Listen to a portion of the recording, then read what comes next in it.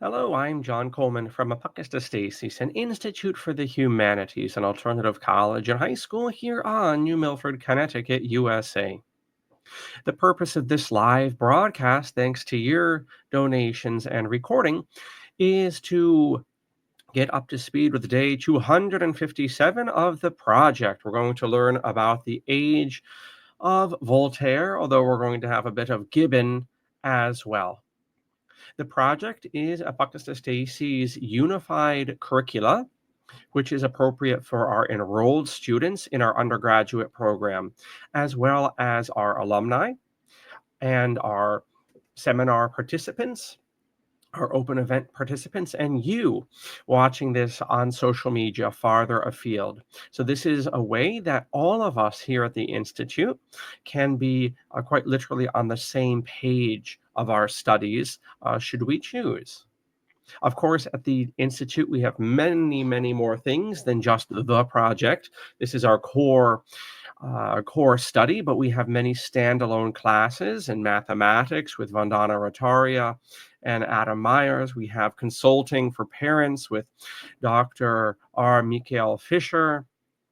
We very soon will have music offerings and chant offerings from Miss Angela Malik and yes, Lorenzo and his Forever Four, Janice Barcello and her upcoming presentation on autism, the hidden causes of autism in June. So we are building here in Connecticut a new culture. That's what apokatastasis means. It means restoration. And we do that primarily in the classroom, but also outside of the classroom. And there's so much going on here in this mighty work.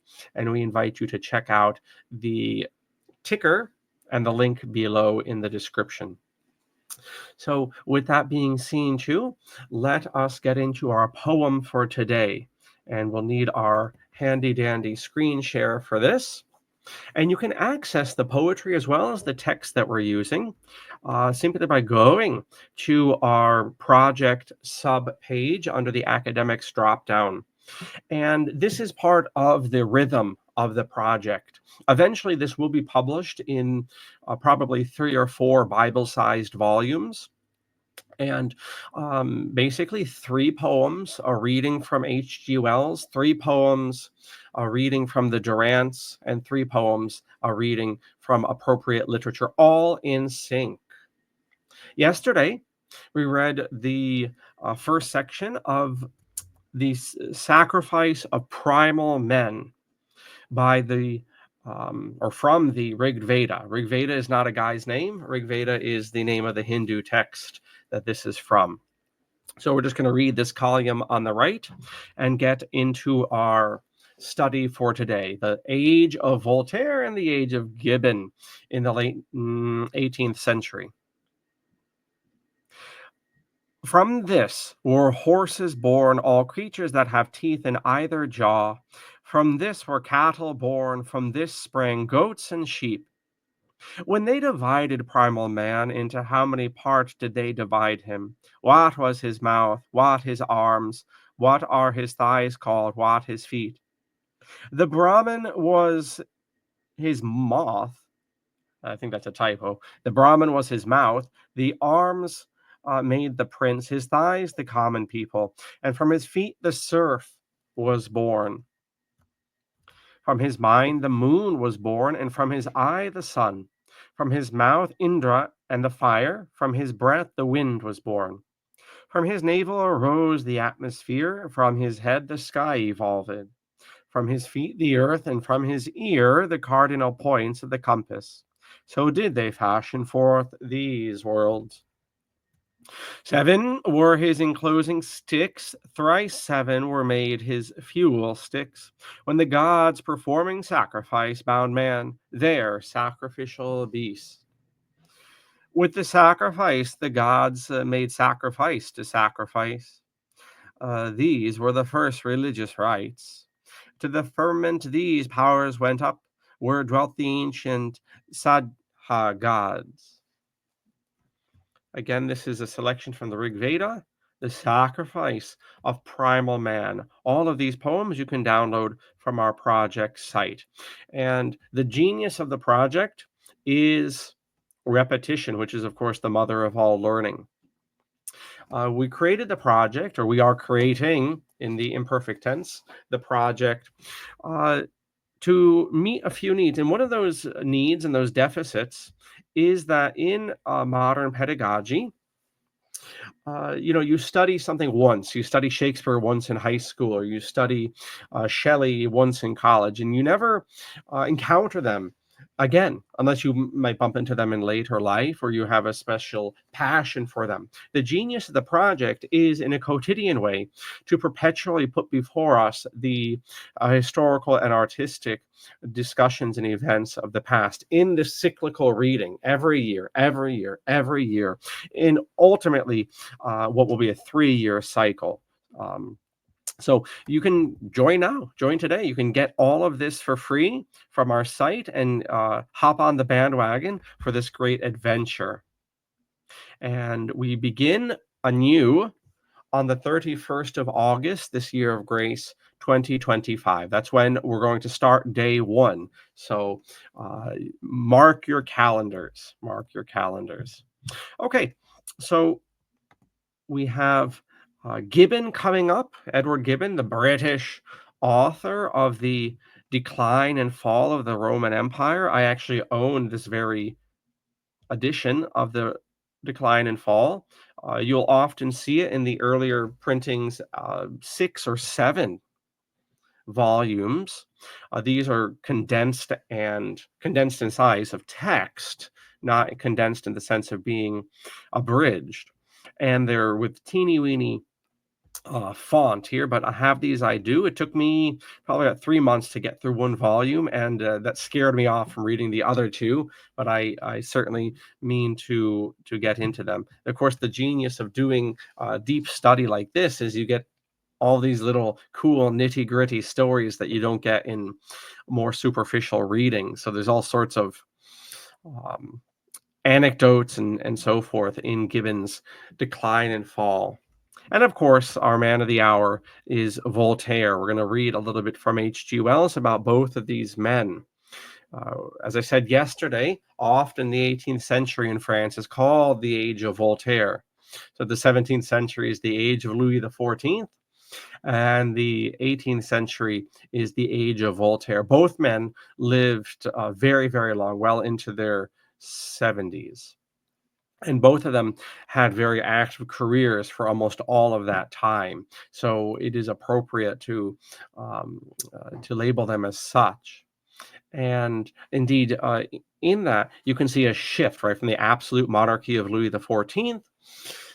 Yes, continuing with his son, but his son was not nearly as up to snuff as his father. He was more given to wine, women, and song. But you see a shift there from absolute monarchy in politics with the age of Louis XIV to a shift towards philosophy and towards commentary and critique that you see with Voltaire here. All right, so now I'm going to shift the camera, and we'll have the stream camera and get a bit from H.G. Wells. I think next Monday and probably Tuesday, we're going to take a look at H.G. Wells. Who was he? What were some of the other things he published? What were his interests? What was his motive, as near as we can tell, in writing the outline of history? All of these things we're going to start next week off with, so that we know a little bit more about this author that we're so benefiting from. We probably nowadays associate H.G. Wells with things like The Time Machine and The Journey to the Center of the Earth and science fiction, but he was also, as you can see, a nonfiction prose writer. War of the Worlds, I think, was H.G. Wells as well. All right. And he kind of waxes poetic in this section, kind of meditating on the overall flavor of the 18th century.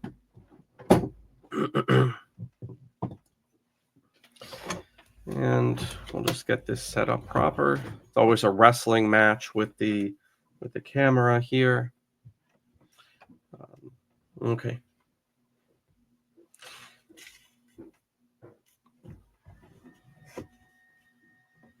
The 18th century was a century of comedy in terms of literary output.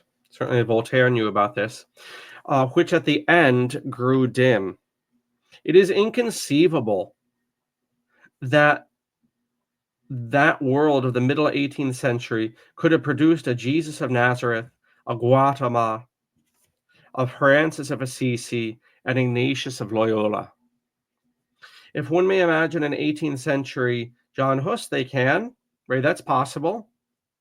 But it is impossible to imagine anyone with a sufficient passion to burn him. So this is an age. The 18th century is an age you often get where you imagine the image of a sponge that's wrung out. After the wars of religion, after the reshuffling of the absolute monarchies on the husk of the medieval nobility and the whole upshift, after the outlay of energy with the different conquests and colonial establishments, you really do get this idea by the 18th century that people are tired. And so, again, we go back to this observation that the 18th century was a century of comedy. And that if one could imagine a Jan Hus, they could not imagine someone in the 18th century who would care enough to burn him. Until the stirrings of conscience in Britain that developed into the Methodist revival began, we can scarcely detect a suspicion that there still remained great tasks in hand for our race to do. That enormous disturbances were close at hand, or that the path of man through space and time was dark with countless dangers, and must to the end remain high and terrible enterprise. So, of course, what's interesting in this time of, well, really, in that retrospect, fermentation. In the moment, if you lived in the 18th century, right, you would probably have that feeling from the art of the time, the comedy, right? People are tired with arguing over religion. They're tired with wars of religion. They're tired with absolute monarchs. They're tired with all this upset from the late medieval period. Yes, if you were living in the time. And yet, with retrospect, we see that this is a period that's on the verge of great upset in the 19th century. You think of capitalism, socialism, the Industrial Revolution, the great migrations of Europeans throughout the world, particularly the indigent, to Australia and America, to South America. All of this is in the offing. But in the moment, in the 18th century, who could tell? Who could tell? It reminds me of something that Will Durant said, and we could certainly apply this to the religious as he used the occasion. He was talking in Caesar and Christ, Will Durant, in volume 3 of Epicurean Rome. And we know eventually you have Stoical Rome and then ultimately Christian Rome. And yet there's this queer period of Epicureanism in the first century. And then you go from the old Mos Maiore of Rome in the time of the Punic Wars, we'll say, although it was breaking down. Then you go in the first century when Jesus was walking and Augustus was emperor. Then you go to this period of Epicureanism, live for today. This is your time of Nero and Caligula and all those crazy partying wicked emperors. And then, like I say, you come to Marcus Aurelius and Stoicism, and then Christianity. And you have this period of party hardy. You have this period of live for today, we call Epicureanism, rightly or wrongly. But what Durant says, and this is very appropriate to the 18th century, is that this was just a period like throwing a ball up in the air, right? So you go from Stoical Rome to Epicurean Rome back to Stoical Rome. And he says this is true for all of history, that when you go through a period where the comedy, the century of comedy, the 18th century, so I'm making a connection. When you go from a period in the first century of Rome of partying or of skepticism And the same with the 18th century, century of comedy, a century before the Methodist revival. This period of secularism and partying is really just a transition between two periods. Consistently in human history, you see that. Secularism and living for today never is the end, even though in the moment it seems that way, and you've left your ancestral religion, and so you have. And maybe you will not go back to your ancestral religion, but you're not going to stay there. It's like a ball, right? You throw the ball up, right? You go from religious faith, ancestral faith, the most majority in Rome, the Protestant Catholic fury of the Reformation, whatever, make parallels, right? You throw it up in the air, but it comes down. It comes down as Stoicism again, or as Christianity, and likewise here you throw up in the air. You're tired of all of this religion, all these fights and everything, right? And so you come into the 18th century, and none of this seems to really matter anymore. You're like a wrung out sponge. Let's just live for today. Not realizing, indeed, that you have the Methodist revival, you have the Catholic revival in France that will come after the French Revolution and so forth. So that's just an interesting observation of all times and all places that you throw up. Secularism is always just a transitional point. All right, moving along here. We have quoted again and again in this history from Gibbon's Decline and Fall of the Roman Empire. Now we shall quote from it for the last time and bid it farewell. For we have come to the age in which it was written. Gibbon was born in 1737, and the last volume of his history was published in 87. But the passage we shall quote was probably written in 1780. It gets into Gibbon's education, an interrupted education that was begun in Britain, finished in Switzerland. He doesn't seem any worse the wear for it, having read some of his stuff. And then we get to Voltaire across the English Channel. We'll get our image of Voltaire soon enough back on the screen.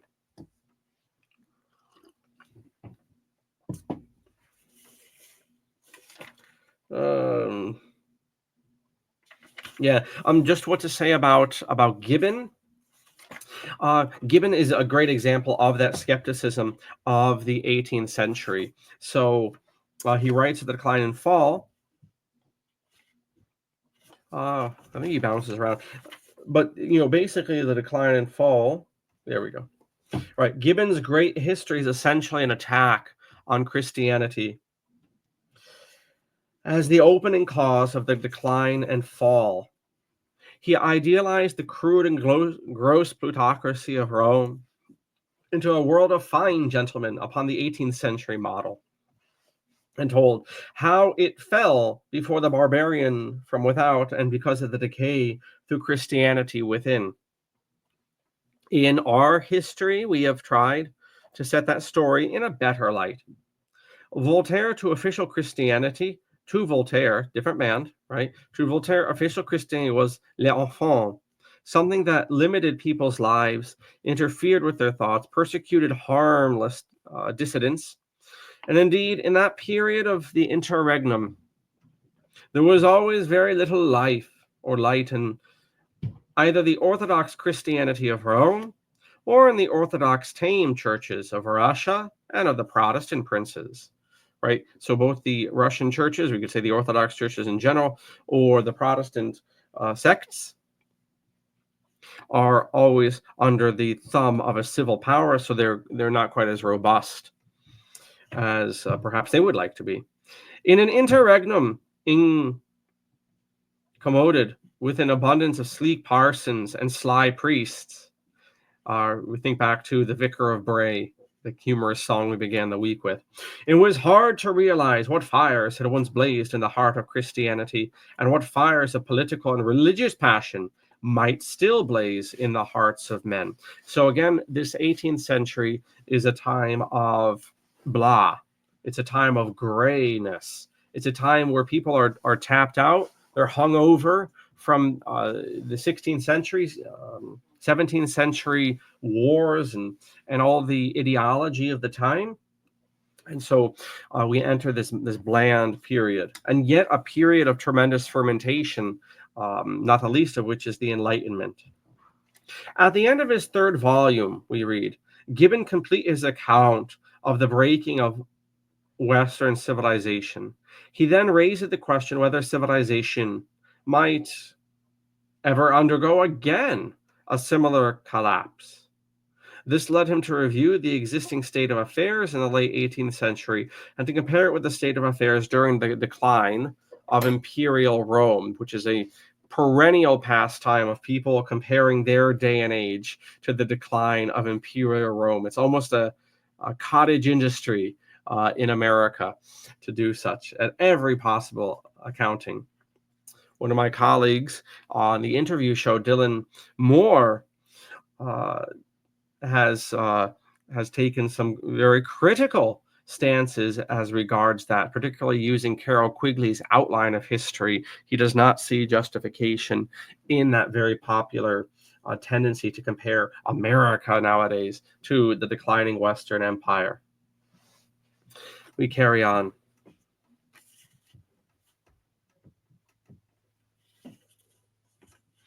Quote unquote, this awful revolution, wrote Gibbon, of the Western collapse may be usefully applied to the useful instruction of the present 18th century age.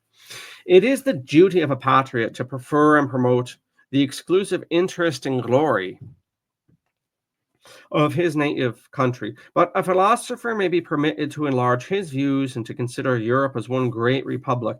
Remember, Wells will constantly be sinking back into this fantasy, and I don't say that's going in a sense that it's never going to happen or whatever, but it's certainly an ideal that H.G. Wells has, that he occasionally slips back into. And so he, in a sense, in a roundabout way, quotes Gibbon on this point of one great republic, whose various inhabitants have attained at almost the same level of politeness and cultivation. The balance of power will continue to fluctuate, and the prosperity of our own or the neighboring kingdoms may be alternately exalted or depressed. But these partial events cannot essentially injure the general state of happiness, the system of arts and laws and manners, which so advantageously distinguish above the rest of mankind the Europeans and their colonies. The savage nations of the globe are the common enemies of civilized society, and we may inquire with anxious curiosity whether Europe is still threatened with a repetition of those calamities which formerly oppressed the arms and institutions of Rome. Perhaps the same reflection will illustrate the fall of that mighty empire and explain the probable causes of our actual security. So Gibbons does not see in his day a connection to the decline of Rome. All right, so let's get on with Voltaire now. Gibbons, of course, will represent that skeptical strain for the English. Voltaire, in a much more prolific way, for the French. And Wells, speaks about that earlier in our reading for today, which you can easily join and synchronize with. Where do I need the screen share here? Which you may easily synchronize with from the project sub page. And yes, we have the screen share. We'll take a look again at these two figures, very, very much representative men, to use the language of Ralph Waldo Emerson in his book there. And of course, there we go. Finally, our screen share. And again, here is Gibbons, a man after my own heart, not one to miss a meal, obviously. And then I suppose of a very different constitution. Here is our Voltaire in his youth. Kind of sly little smirk to his face there. And here is a bust of Voltaire at the end of his life. It's actually a full statue of the man. It was suggested that this be a nude statue, which Voltaire in his 80s, I believe, politely declined. But you do see a certain kindness on his face and indeed a certain smile there, even at the end of his life. Here's a colored illustration of Voltaire in his prime, a man who had 90 volumes on H.G. Wells's shelf, as he points out. But let's take a look at Voltaire. Gibbons, for his part, is really one of the first modern historians. His ideological hobby horses and axes to grind notwithstanding, he wouldn't be the only historian to give into that after all. But we certainly want to put Gibbons in the same generation of historians as Mulcahy and Walter Scott, who used fiction to explore history so much. We'll see that discipline develop very much in the next century. All right, so we have that look. One other thing with Gibbons, of course, is to remember also very much himself a representative man of the absolute infatuation of the late 18th century with Roman history.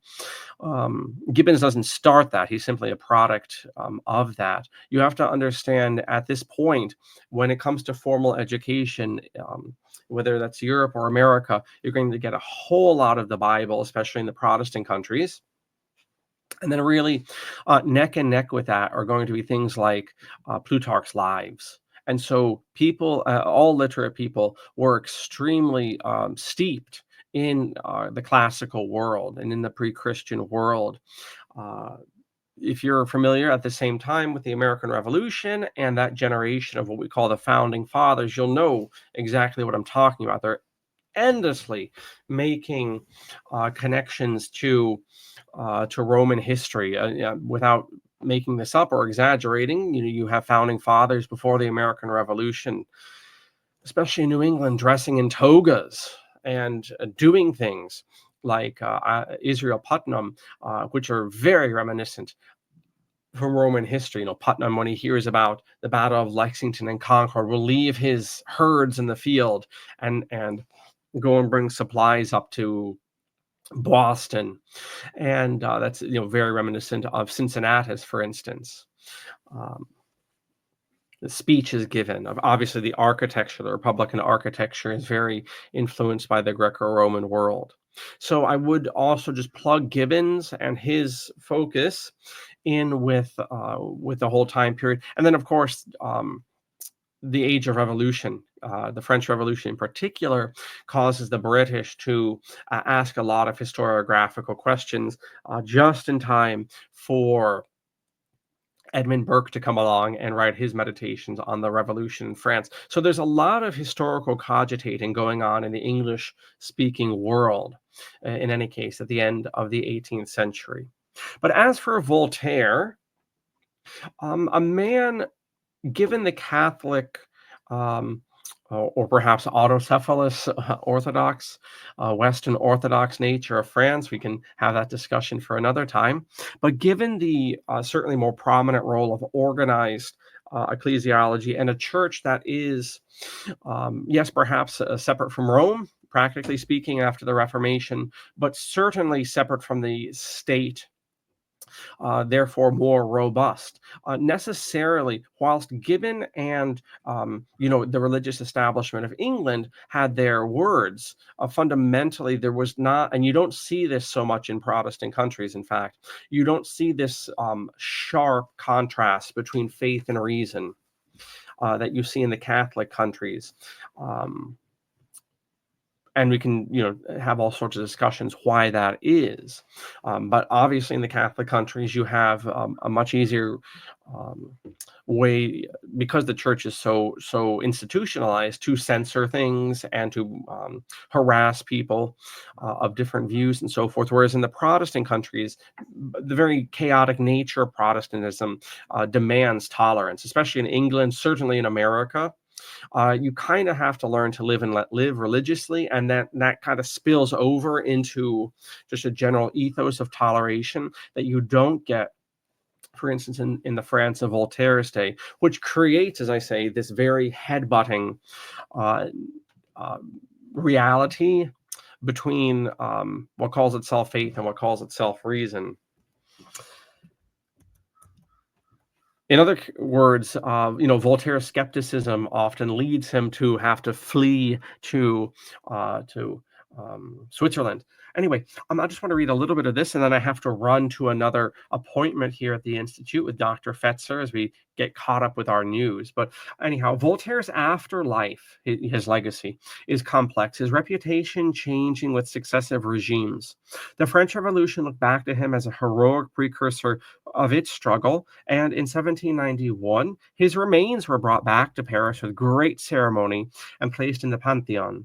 For much of the 19th century, the name of Voltaire was synonymous with anti-clericalism, and the philosopher, was widely, if plausibly, seen as an antichrist.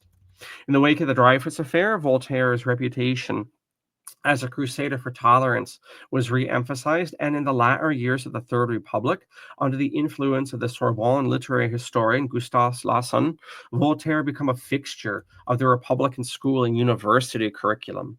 The latter half of the 20th century has taken a more nuanced approach to Voltaire's religious views, especially in the wake of René Promal's Les Religions de Voltaire, first published in 1954, which stressed the death of Voltaire's deist convictions. So, very interesting man. Not altogether hostile personally to faith, and you can see that in the way he treated his servants of having a chapel installed on his property. I think he heard mass every day as well.